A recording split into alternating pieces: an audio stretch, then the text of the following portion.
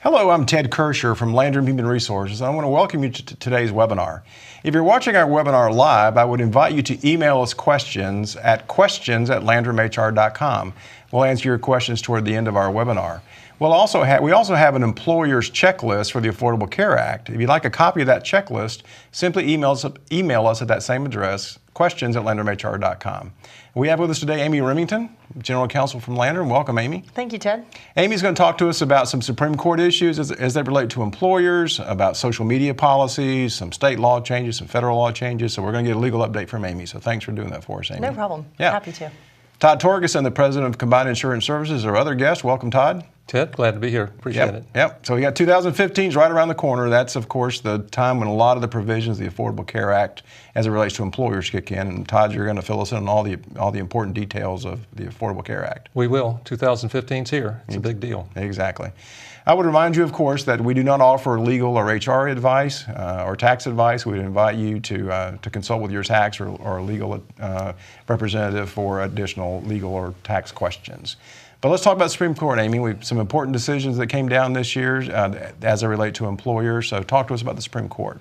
Sure. It was an exciting year, 2014 was, for the Supreme Court. The term ended in August of this year, and there were 144 different decisions that were made by the court this year, many of which were employer-related decisions.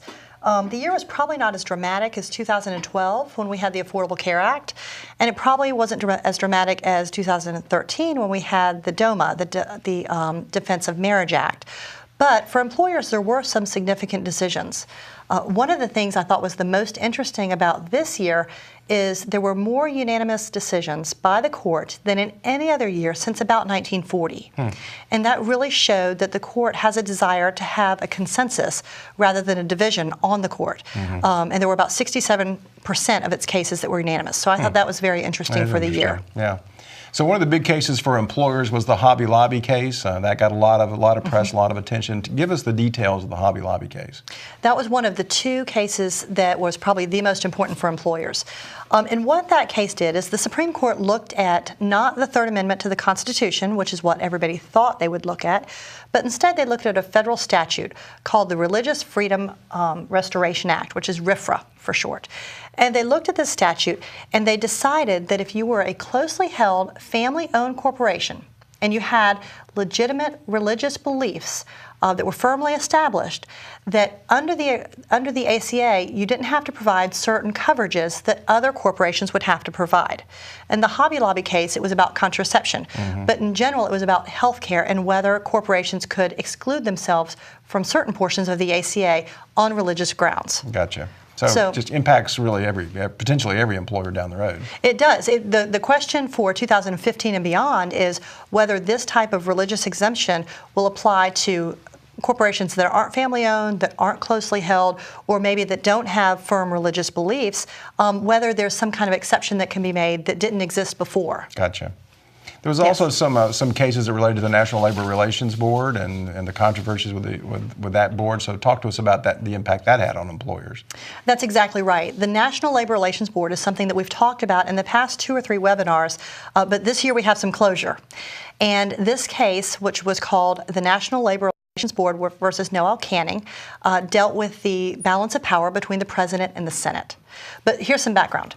The National Labor Relations Board is a 5-member board that consists of both Democrats and Republicans, and they decide cases for all employers, whether you're unionized or not. They have jurisdiction over almost every employer in the United States.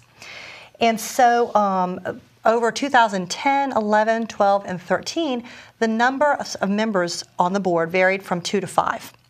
And so there were times when they didn't have a quorum, yet they were issuing decisions. And during one of these times, they only had 2 members. So the president, using a recess appointments power that he does have, appointed 3 members to the board. And those 3 members, the question became, were those valid appointments or not? And this year, the Supreme Court said those were not valid appointments. Okay. So what does that mean to me? So why does that matter, Yeah, right? exactly. What does that matter? Okay, why it matters is because during that time, there were about 100 decisions that were made by the National Labor Relations Board that specifically impacted employers. And for example, the National Labor Relations Board General Counsel issued 3 different summary memorandums that dealt specifically with what employees could say on social media platforms and how employers could and could not react. For example, there were cases relating to an employer's tax practices, and an employee went on Facebook and complained about that across all of Facebook. And regardless of the fact that the tax practices were in fact correct, the employee still had protection because she was talking about terms and conditions of employment. And a lot of these decisions that were rendered by the board of different compositions were counterintuitive to employers. They would think that the language was defamatory or libelous, and yet they would find that it was actually protected speech. So what the National Labor Relations Board standard said was, if it dealt with terms and conditions of employment, which is any kind of compensation, benefits, safety, anything that had collective action that affected more than one person, it was probably protected. And a lot of the decisions were counterintuitive. So the new board, which is a valid 5-member board now, will have to go back and revisit about 100 pending cases that were pending at the time when there was not a valid board. So that's why it's important to employers, because the law that they were living under these general counsel memos over the past 2 or 3 years, that may very well change in the next coming year. Gotcha. And I know the EEOC, the Equal Employment Opportunity Commission, there's been some issues there at the federal level. So what's been the EEOC issues? Well, the EEOC last year had about 93,000 charges of discrimination filed. And that, of course, is only with the federal agency. Every state has its own state agency. Florida, for example, has the Florida Commission on Human Relations. North and South Carolina have their own commissions as well. But just on the federal level alone, there were 93,000 cases pending. And the number 1 type of case was retaliation. The number 2 type of case was race. And the number 3 type of case pending was retaliation based on a Title VII characteristic, which is sex, color, race, religion, and national origin. So that shows employers that there are a lot of employees out there that are still going to the state and the federal agencies to seek some kind of relief. But if they can have good employment practices, maybe they can be proactive and avoid some of these. Gotcha. So just be careful about the retaliation, because that's a big area of interest for the EEOC. And seek advice from a human resource professional before you take any sort of adverse employment action that may be considered retaliation down the road. Gotcha. Because again, sometimes the rules are counterintuitive. Gotcha. And every case should stand on its own. And so employers would be well served and save themselves some heartache in the long run if they took proactive measures early on. And consult with their Landrum human resource professional on that. Exactly. Yes, right. We have 9 people who are skilled in this area. Exactly. Well, let's shift to the state level. We've got some changes coming up with minimum wage starting in 2015. We do. January 1st of 2015, minimum wage in Florida will go up to $8.05 an hour. The tip credit will be $3.02 an hour. So if you have tipped employees and you're not sure how that works, Landrum can help you with that as well. We can help you calculate that. North and South Carolina will not see a minimum wage increase this year. Okay, very good. Well, Todd, let's talk about the Affordable Care Act. 2015 is finally here. We've talked in some of our promos about trap doors. We're gonna go through that. So it's here. It is here, Ted. 2015 is the year. We've watched, we've waited, we've listened, and we still see no signs of any repeal or delay in these laws as they're pertaining to 2015. So we've got to be ready. Exactly. Well, let's talk about the things that you should already be doing as an employer.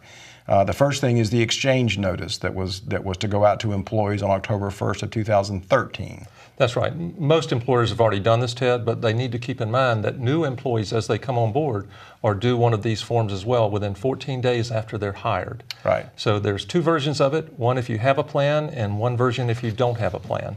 And of course, if you're a Landrum client, that's being taken care of for you through our new hire process. Absolutely. Right. Well, the second piece of action that you were supposed to take as an employer was what's called the summary of benefits and coverages. If you sponsored a plan, you had to provide this summary of benefits and coverages to your employees. That's right, Ted. It's a government-prescribed format for the way that we express benefits now. And the idea, it's really not a bad idea, is to have it uniform across all companies and all plans so that employees can tell what they're selecting and what they're buying into. Now, every year at renewal, or when benefits change, or when the employees' benefits, or when they're coming on new, they need to get one of these. So. Gotcha. So the exchange notices, the summary benefits and coverage. And the third thing only applies to very large employers, and that is the information on the W-2s. That's right. And just to clarify, that is really for those employers that in the prior year had filed over 250 W-2 forms. Right. And it's the aggregate cost of the health insurance for each employee and the plan that they've selected. Gotcha. Now, does that mean those benefits are taxable? It does not. These benefits are not taxable, at least yet. Right. We're looking at these, at least in terms of reporting right now. Gotcha. Well, we have a new term that we're all getting familiar with called an applicable large employer. That is someone that the mandates may or may not apply to based on the definition. That's right. It's the new acronym, the ALE, and it's really for applicable large employers that have over 50 full-time equivalents. And we're going to talk about next how you determine whether you have 50 full-time equivalents, but it's really combining your full-time employees with your part-time employees' hours. Gotcha. So let's talk about that. We've got a chart that displays how you calculate full-time equivalents. So why don't you kind of walk us through the calculation, Todd? Yeah, it's really pretty easy, Ted. What you do first, you take all the hours of your part-time employees and divide by 120. Then you add to the total of that your full-time employees, those working over 30 hours a week, and the sum is your full-time equivalents. So for 2015, employers may use any 6-month period that they choose to determine whether they're an ALE or not. Gotcha.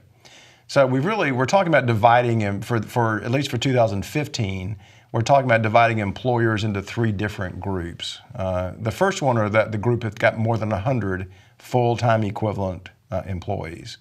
You're right, Ted. If you're an employer with over 100 full-time equivalents, this is your year. You've got to be ready because in 2015, you're going to be subject to the pay or play provisions or the shared responsibility provisions of the law. Right. So you need to have your plans in place right now, if not sooner. Exactly, and we'll talk about in more detail in just a second what that means. Right. The second group of employers is those who have 50 to 99 again, we're talking full-time equivalent employees. And so we've got a new term for those folks in the 50 to 99 group. We call them the bubble group. Right. And most employers that fall into this category, Ted, are going to be exempt from the shared responsibility provisions of the law. We mentioned some trap doors in our preview last time, and we need to go over those, I think, shortly here. But yes, most employers are going to be exempt from it. Right. And so the exemption for the bubble group, the 50 to 99 full-time equivalents, would be 2016. But we've got some trap doors here about 2016, that there are some things they must do in order to maintain that what's called transition relief. The first one involves the workforce. Right, yeah. What they're saying there, Ted, is that you cannot reduce your workforce just to avoid the penalties. You can reduce your workforce if you have valid business reasons, but our advice to our clients is to be sure that you have some proof ready in case you get audited. A business case for it, not just simply to avoid benefits. Exactly. Right. Exactly. And the second piece here relates to the plans themselves and the contributions to the plans in order to keep this transition relief for the bubble group. That's right, Ted. It's really the employer's contribution that's at issue here and the benefits themselves. For the employer's contribution, they have a couple of choices. They can use the same percentage amount of the premium that they paid in the past, or they can use at least 95% of the sheer dollar amount that they contributed as of February of 2014. Gotcha. And then for the benefits themselves, they have to meet minimum value standards. Right. And what that's saying in a nutshell is that the plan must pay at least 60% of overall medical expenses. And there's a number of ways that you can determine whether your plan meets minimum value standards. You can have an actuary produce a certification for you. The insurance companies on balance are telling us if the plan meets minimum value.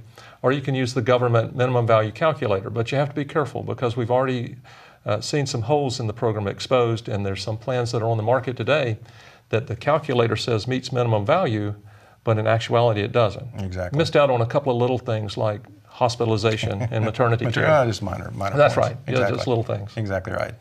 And we're all, if you're in the applicable large employer group, 50 or more full-time equivalents, we'll have a new tax form that we're going to have to use in 2016 to report all this. And if you're in the bubble group and you're going to take advantage of this transition relief, you've got to certify that on this new tax form, the 1095.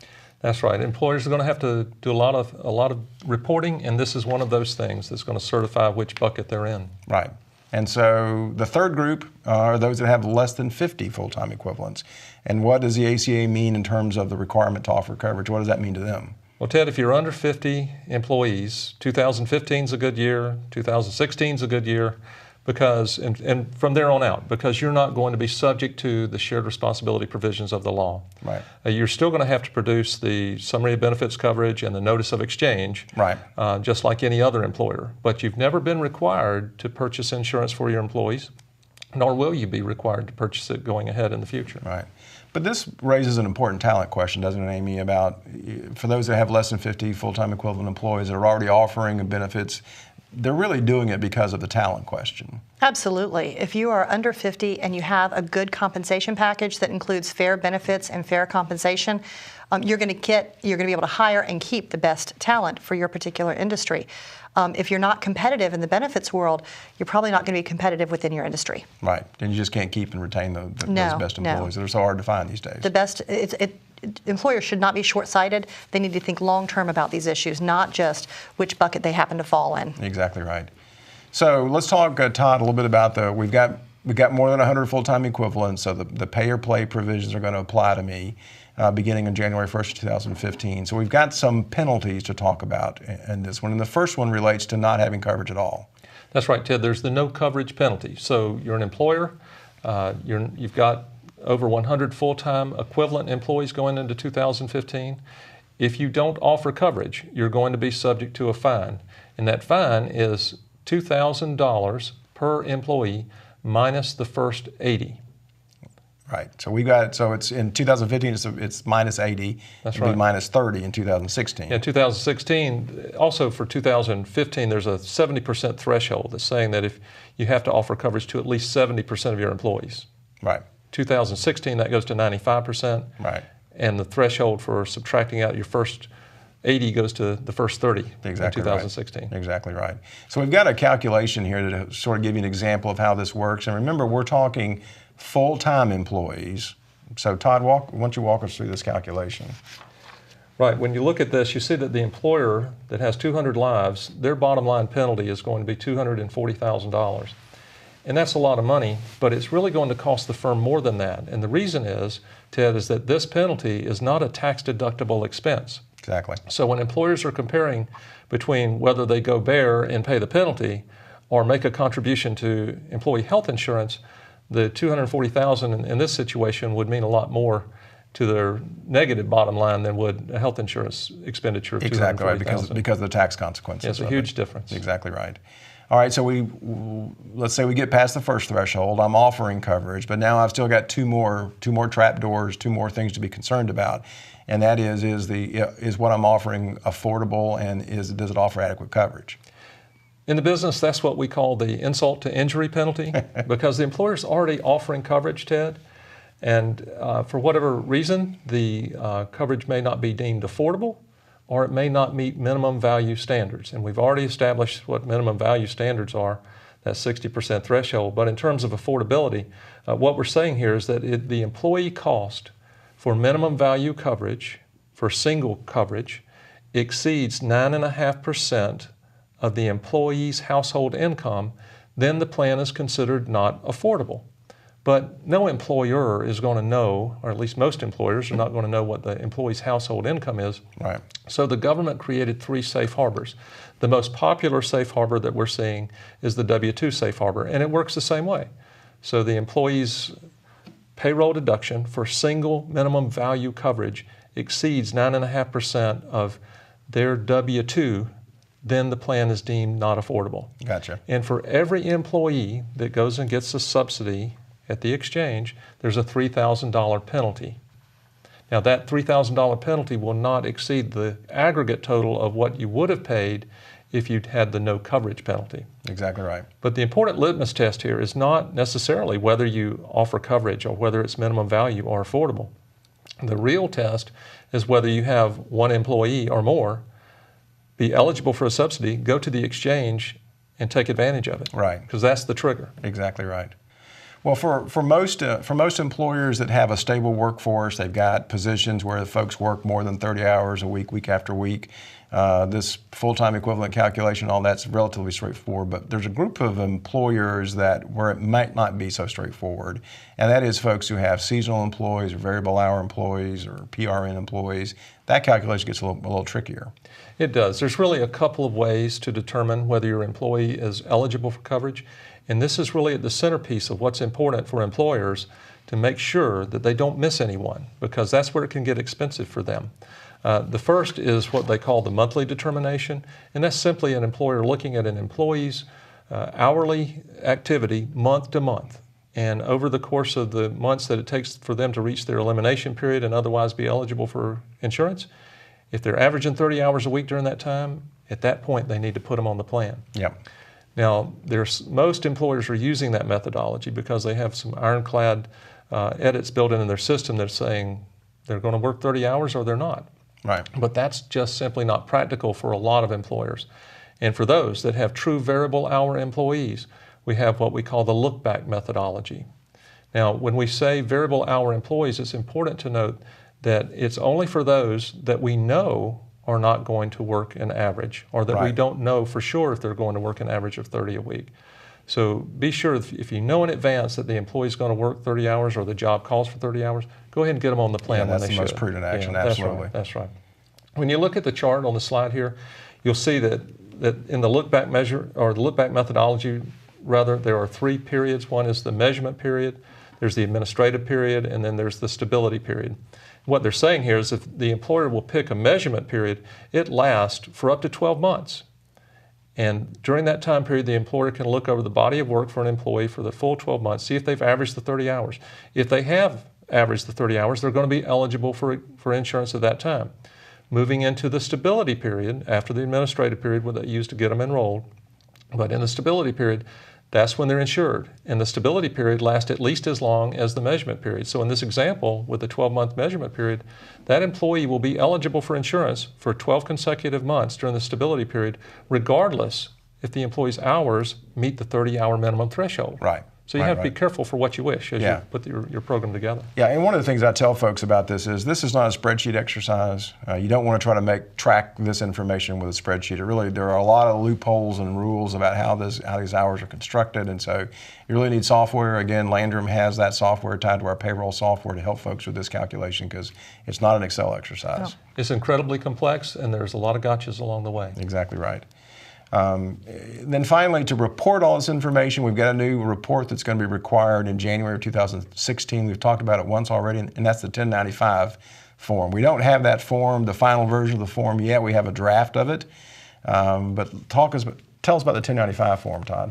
Yeah, we do not have the final form yet, but what we do know is that employers are going to be accountable for every employee, their Social Security number, whether they were covered, how many months of the year they were covered. Right. There's going to be a lot of reporting going on in the future. Right. And again, that'll be due for 50 or more full-time equivalents in 2016.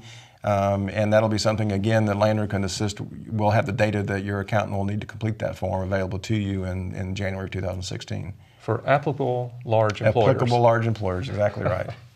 Well, let's talk about individuals for a minute. 2014 is the first year of the individual mandate, when you're required as a U.S. citizen to have insurance.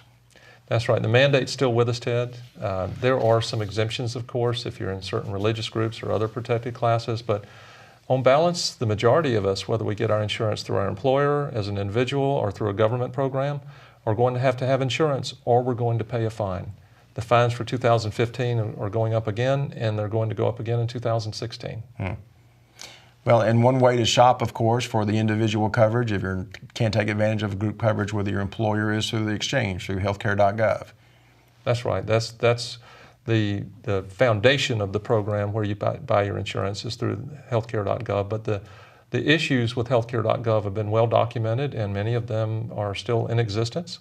The individuals rather, that are going to purchase insurance don't have to go on healthcare.gov. That's an important point. That's right. They can work with an insurance agency like ours at Combined Insurance Services, where we have people that's pretty much what they do, and they can carry them through the whole process, soup to nuts, in very convenient fashion. Not only do they get service before the sale, but they get service after the sale, which is a critical piece of it. And they're still eligible for the subsidy, even There's by no working difference in with a price firm. or subsidy or any of that. Exactly That's right. Yeah. Exactly right. But there is a caution here, isn't there, Amy, with the way employers deal with this? We've heard some folks are talking about dropping their group plan and sending their employees to the exchange and then paying the exchange premium for the individual.